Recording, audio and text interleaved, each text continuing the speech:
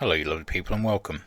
In this video I will be doing a review of the IndiaFoxtEcho MB-339, but this time it will be for DCS.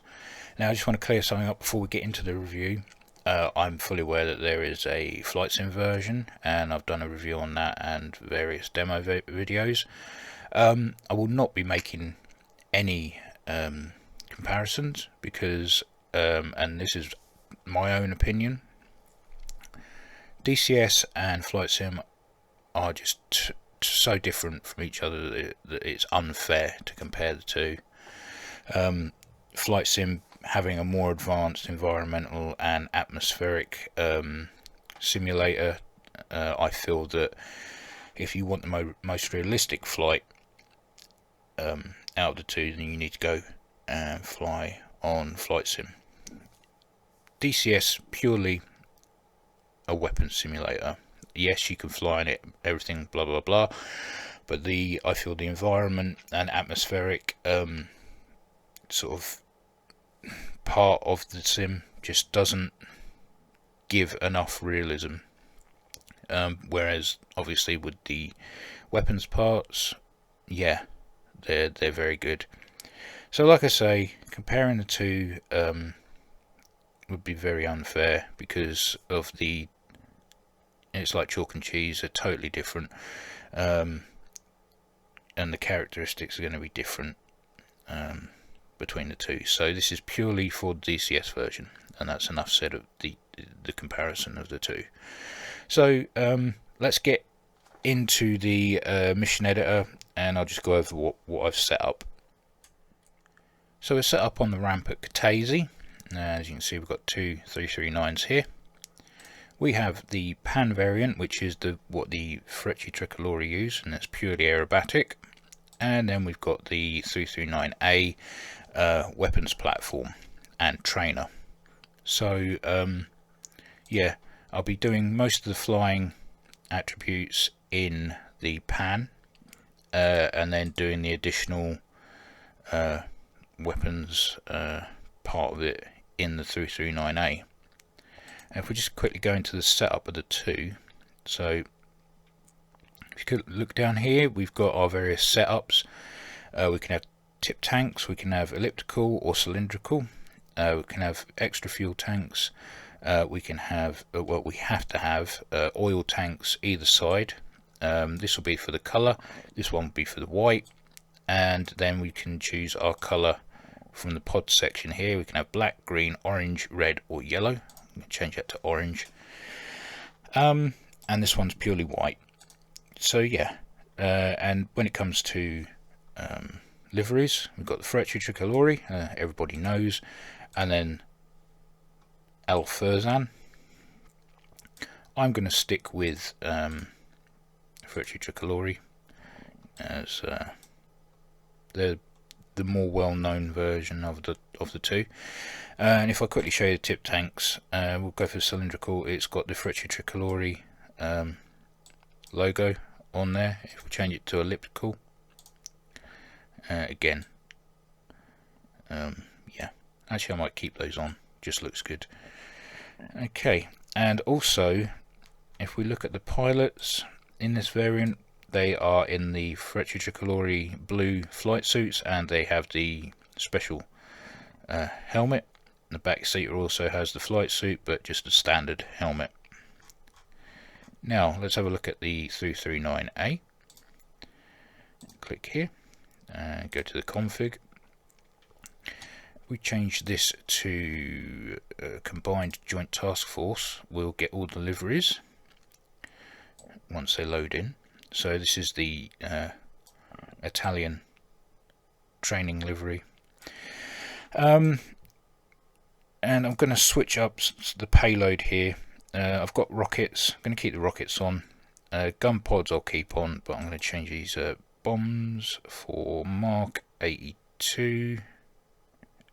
Actually, I'll go for Mark 83s, just to make things a little bit more of a struggle for the flight model. Okay, so with the liveries we have quite a few to choose from. So we've got the early camo from what I remember as a child. The old Mildenhall air shows. And then the late camo, I remember seeing these visit RAF Lakenheath in this camo scheme.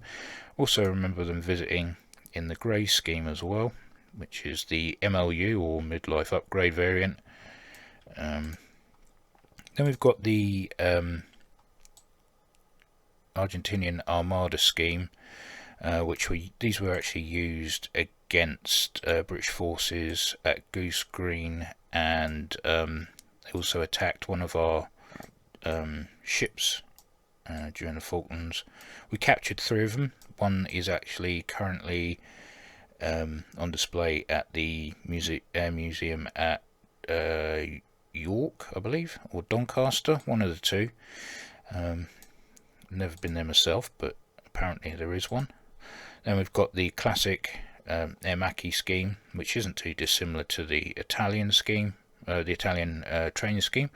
Ghana Air Force. And we have Nigeria. And Peruvian. We have Royal Malaysian. And last but not least, the United Arab Emirates. Okay, so I'm going to be going in the late Italian scheme. You can see the heat from the Italian sun has faded the day glow part of the paint scheme, which looks very, very good. Okay, and then once we jump into that cockpit, that is the aircraft. It's all set up, ready to go. But we're going to jump into the pan one now, just to do our flight testing, ground handling, and manoeuvrability. Right, let's have a look at the front cockpit. As you can see, it's very nicely detailed. Texturing and modelling is superb. We'll start off with the left hand side, work our way around. We've got circuit breakers, we've got our smoke switches here, our comms, UHF, and our transponder. Throttle, aileron servo switch there, flaps there, anti-skid, rudder trim, fuel transfer from the pylons or tip tanks, fuel shut off, all our switches for starting the engine, master, ignition, jet pipe limiter, starter. We've got our trim lights there, landing taxi lights, gear handle, fuel dump, parking brake, canopy close.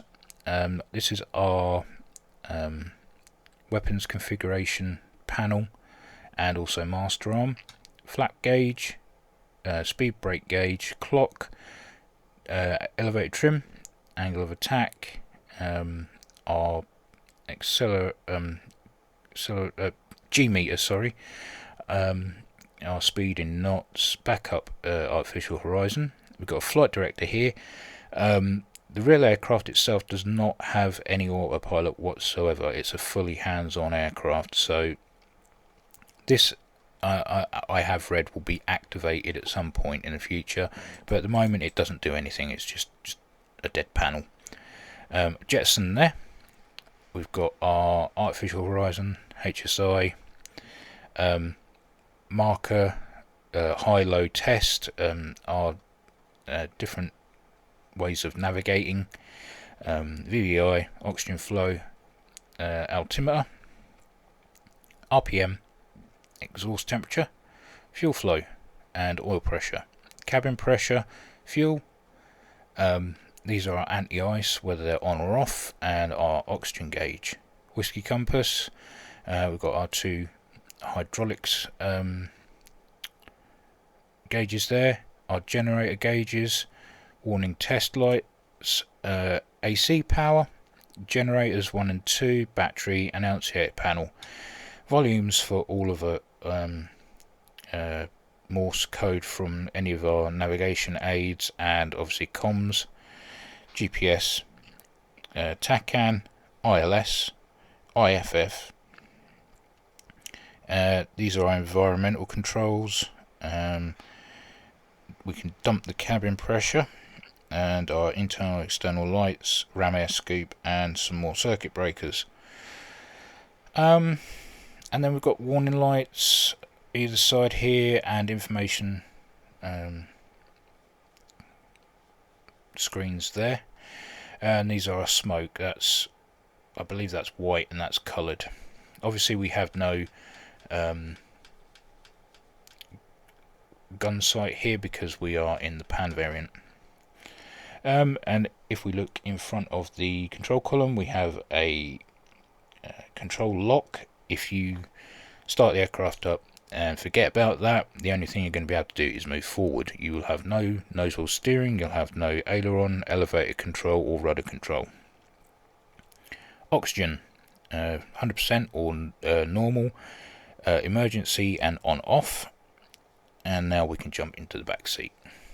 Okay, and we're going to do the same again, but obviously with glaring differences here as we are in the instructor seat, so the instructor doesn't need to do as much as the student pilot, so most of the gauges and circuit breaker parts aren't here. Our radio, UHF, transponder, this is the aileron servo, you can't switch, flap switch. The red button on the throttle is the relight. Rudder trim, anti-skid, no fuel transfer switch there. Fuel cut off we have, fuel dump and our rudder trim lights here. Parking brake, gear handle. Again we've got our weapons configuration and master arm, which can only be switched on from the front. Flaps, speed brake and nose trim or elevator trim. Clock, flight director again, backup altimeter, jettison salvo, our speed in knots. We have our G meter, angle of attack, our main artificial horizon, HSI, marker light only, no switch, are different versions of navigation, fuel flow, VVI, altimeter, and again we have our RPM, exhaust temperature, fuel flow, oil pressure, cabin pressure, fuel, anti-ice, oxygen, and only this time we have our generator gauges and our hydraulics. A few less volume controls for the navigation and comms. Can't switch on the GPS on or off. Or we've got our TACAN, ILS, and our internal lights only. And the only anti-ice we have is this one here, which is the pitot. And then you've got the oxygen controls on the left hand side of the seat here. There is no control lock, that's purely for the front.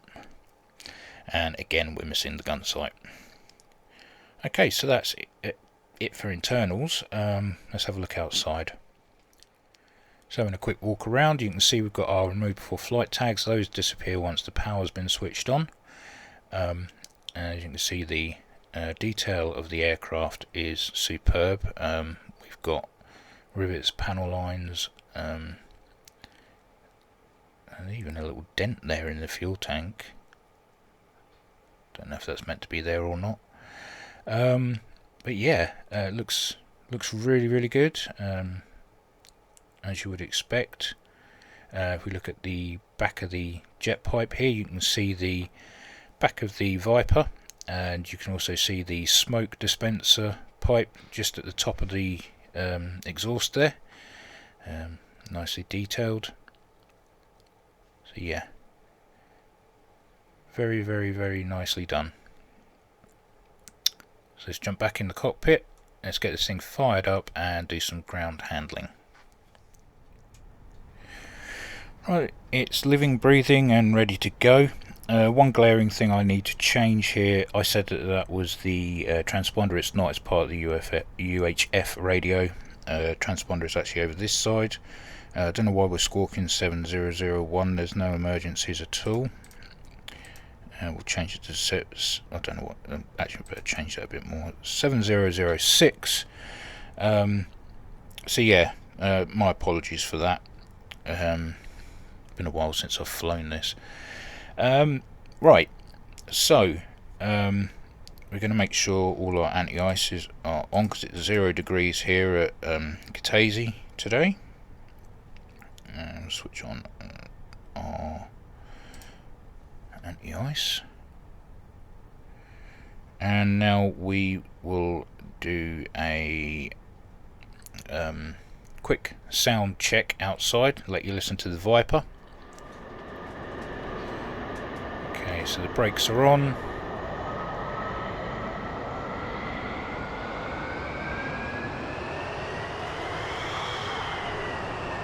Yeah, sounds really good.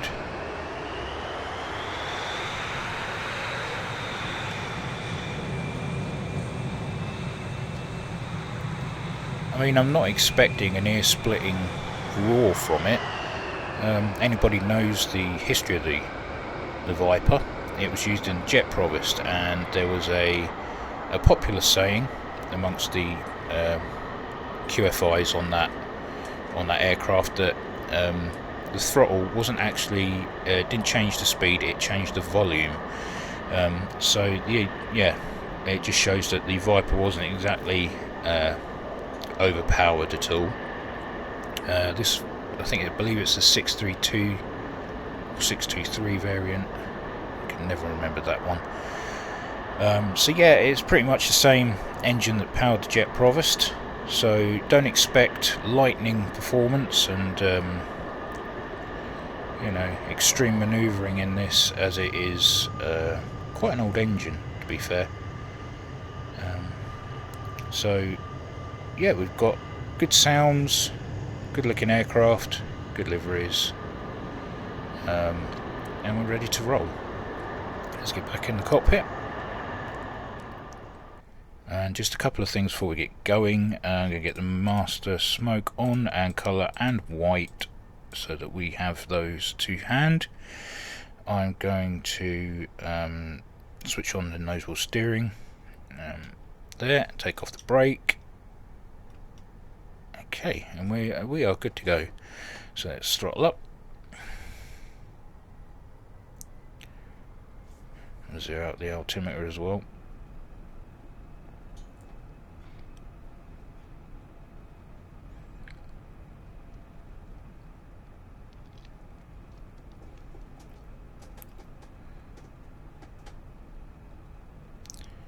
Okay, so ground handling is good.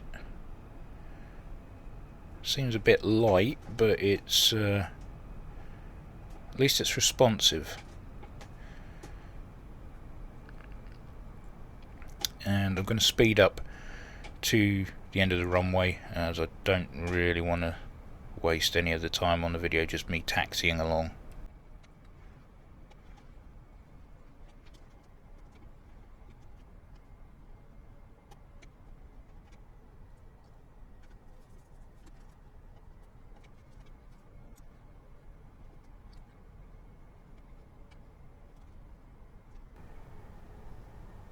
Right, let's get this thing configured for takeoff. We're going to put landing lights on. We're going to trim halfway. Okay, so gauge is halfway. Throttle up into the runway.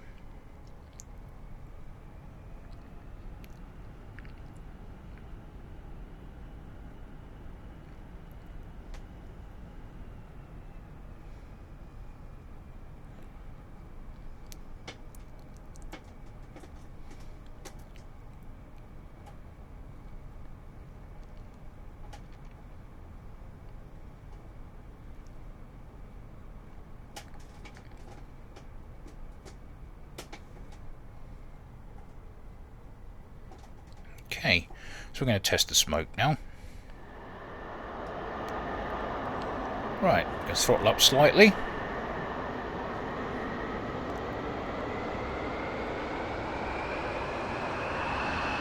Red smoke. red smoke on.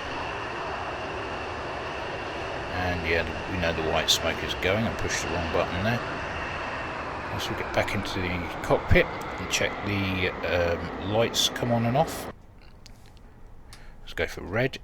Okay, so indicator light's good, white indicator's good. Okay, we're all good to roll, so let's throw the volume up to full.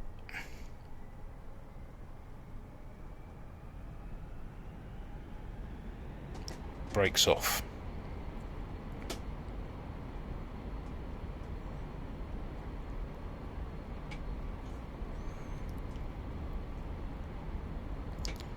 Okay, so far it's running quite nicely, considering there's a side wind.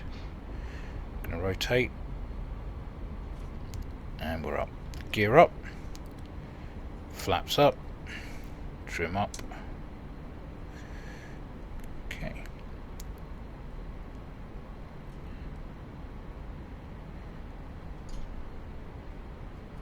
Yeah, quite stable so far. Let's get some speed up and try some manoeuvring.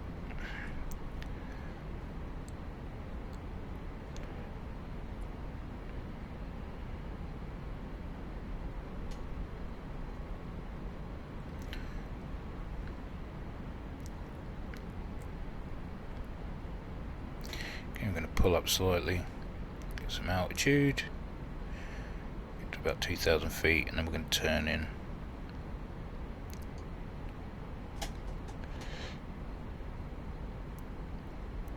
Lose too much speed, and we're going to put the white smoke on. Go.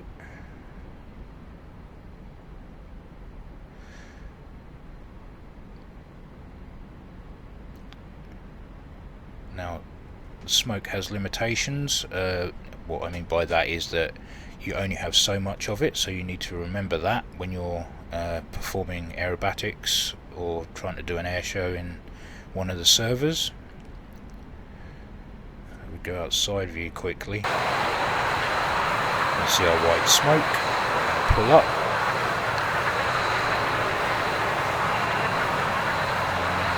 Roll. Roll. Pull up.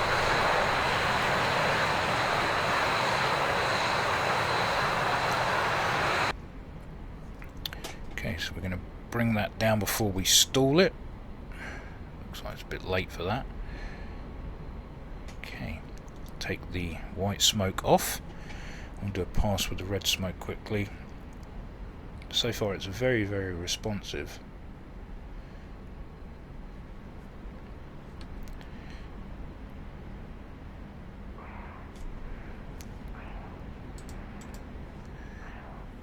Red smoke on.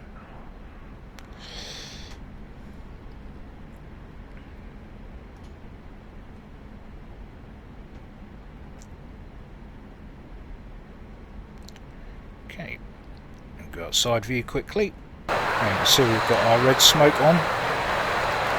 Let's pull up.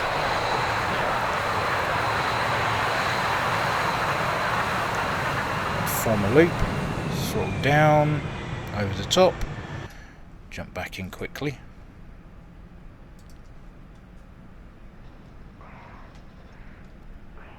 Throttle up. We've got an ice warning on our annunciator panel.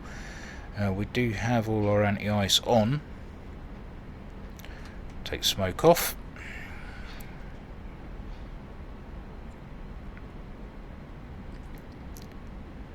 See what this thing's like recovering from a stall.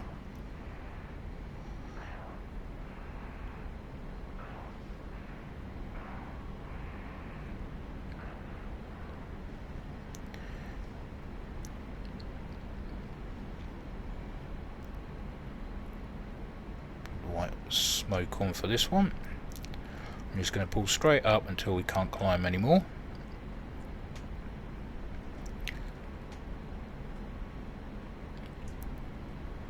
Okay, and up we go.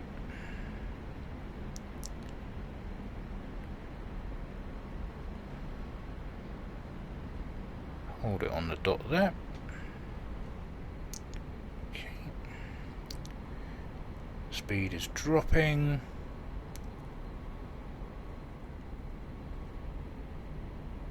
And let's see if we can get this thing to move around a bit.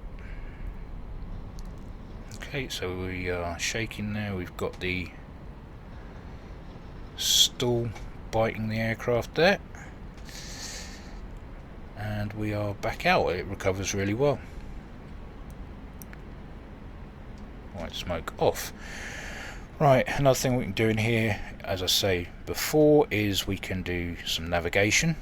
So if we go down to the TACAN, we're going to go to 40 for X-ray. Choose TACAN on here, and you'll see that as I move the TACAN towards Katese, we will have the CDI should line up with the course arrow there. Okay, so we're almost on the dot. I'm going to overfly the TACAN transmitter, and we can watch the needle swing round.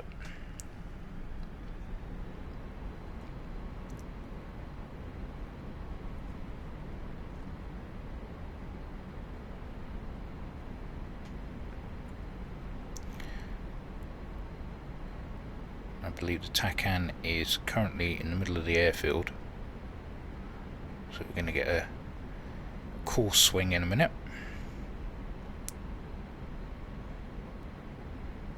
There we go, it's starting to go away, and boom, we are now flying away from the TACAN. We also have this extra needle on the outside that points straight to the TACAN as well. Okay, and we're going to fly around again. We're flying over the marker at the moment. We've got marker light flashing, and we're going to put in 113.60. Okay, and we can take the TACAN off. We know where the airfield is, and we're going to bring it in on ILS. We're going to land it, and then we'll get on to the normal version of the MB-339, and we'll do some shooty bang bang. Okay, so slow the aircraft down now.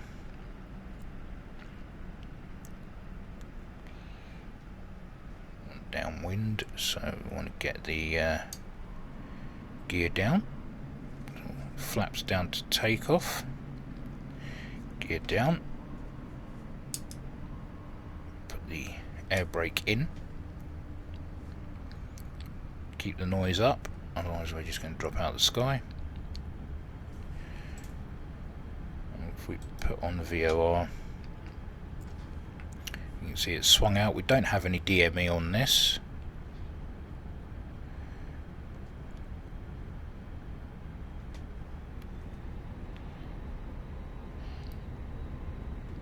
But as I bring it in, we should get some course deviation as we have the localizer. So let's swing her in, see what happens.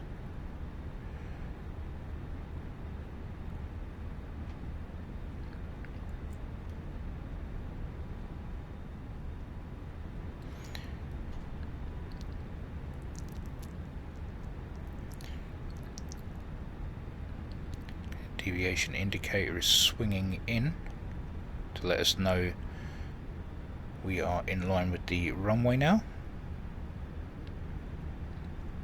Ish. Put the landing flaps down.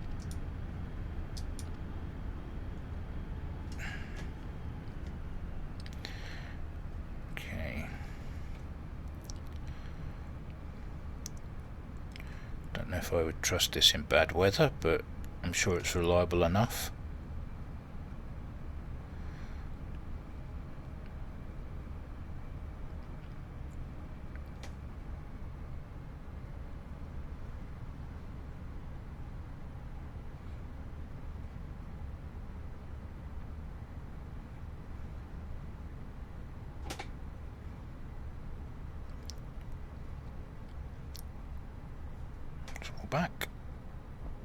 down.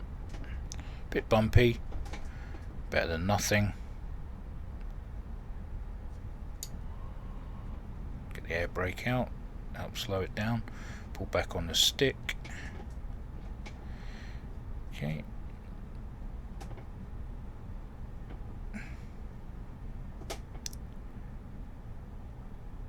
I'm going to apply nose wheel steering now.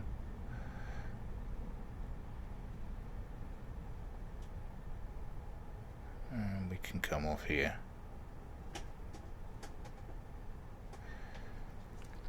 Flaps up. Okay, so yeah, it handles as you would expect. It's really good flight model.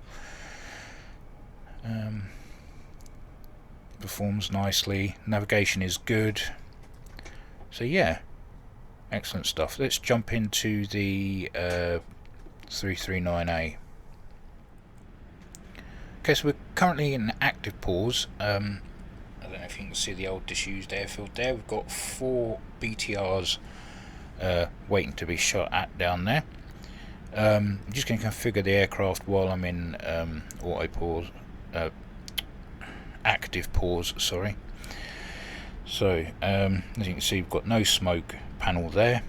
We're just going to be going over to this. Our gun sight is already on.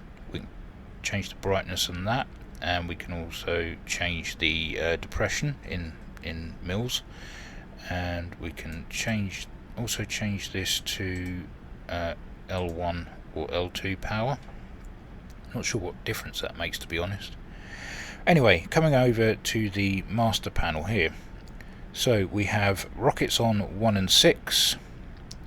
We have 1,000 pounders on 2 and 5, and then we have gun pods on 3 and 4.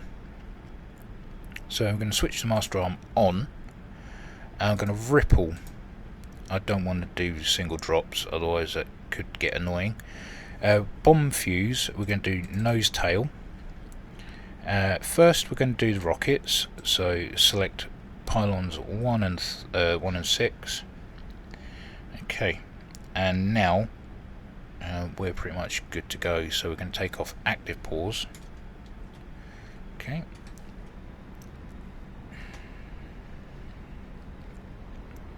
Turn the volume up again and make sure that we're trimmed out. Now I've not adjusted the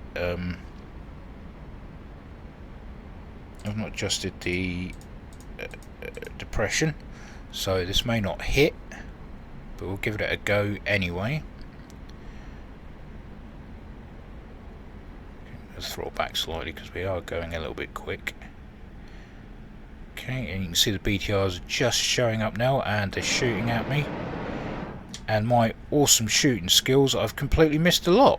Excellent. Oh well, it means I'll have to bomb them. So I'm going to change the pylons to bombs.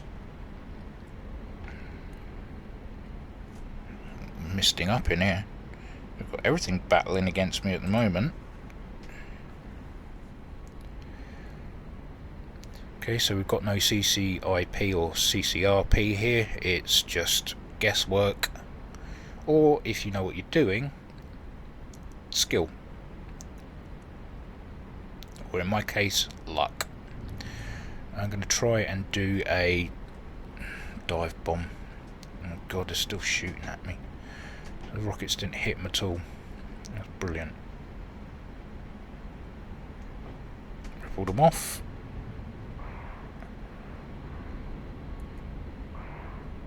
Wow, my skills are just unmatched.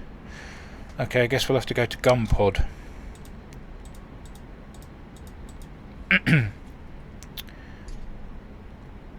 Right, let's go around and see if we can shoot some.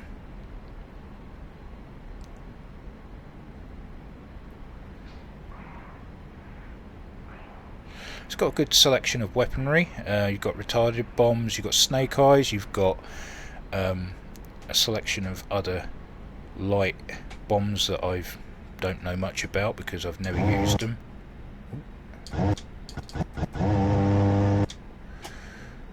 Did we get one? Come on, get one at least. Jesus. No good sending me to war. Okay, we'll go round for one more try. Getting a bit more altitude. How are my wings doing? Oh yeah, got a nice peppering of bullet holes. This just goes to show I've got a lot to learn on this aircraft. Oh, I did hit one. Okay, joy. 1 out of 4.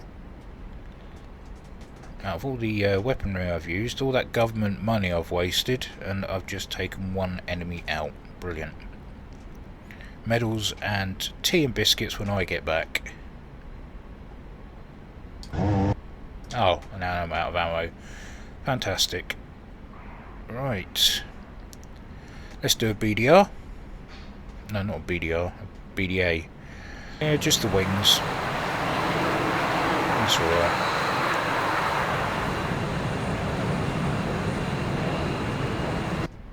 Let's jettison. See if we can jettison anything. Okay. There we go, the rocket pods. Right then. Right, well that's all the physical stuff done. Let's get to the summary. So let's sum it up. It's nice you get two variants, both the PAN and the 339A. Obviously the PAN for the Aerobatic online server fans out there, and virtual Frecce Tricolores. And obviously then we've got the trainer and close air support weapons platform. Does both brilliantly, I'll say. It's all down to the pilot skill, knowing what you're doing when you're delivering ordnance. I just proved that I haven't got a bloody clue what I was doing. So taking 1 out of 4 BTRs with all of this was just laughable, really. So yeah, it flies great, it handles great, the ground handling's good, it looks good, it sounds good. I've not tried it in multi-crew just yet, but I will get round to that. It will be nice to try this in multi-crew, because obviously we can't do that in flight sim, which is, I know I said I wouldn't do a comparison, but that one really is an obvious blatant one. So it'd be nice to do multi-crew with someone, just to you know, mess around in, I suppose. But yeah, it's priced at $69.99, I believe, in American dollars. Bit pricey. What I will do, because at the moment this is just the trial version, but if you can get it on sale, definitely worth it. It'll be a lot of fun. They don't have any countermeasures, no chaff or flare, so you go in knowing it could be a one-way ticket. Just keep it low and know where your target is, I suppose. Doesn't carry any air-to-air armament, no AIM-9s or anything like that, so it purely is a last resort light attack, or, and I hate to say this phrase, but third world country close air support platform, because it's a cheap aircraft, and carries quite a multitude of things. As I was saying, you've got a list of bombs here. Concrete piercing shoot retarded bombs, 32 kilogram, 34 kilogram version. You've got the cluster bomb, Beluga, Durandal, 250 pound, 500 pound, 500 pound Snake Eye, and 1,000 pounders. And then when it comes to pods, you've got practice munitions as well, and then you've got your rockets, Zunis, Hydras, and unguided rockets there, and Matras at the bottom. And that's it really. A apart from the gun pods, ANM3s, DEFA 553s, luggage container, and a photo recon pod, which I'm kind of hoping is going to be a thing very, very soon. It would be nice to actually have the ability to do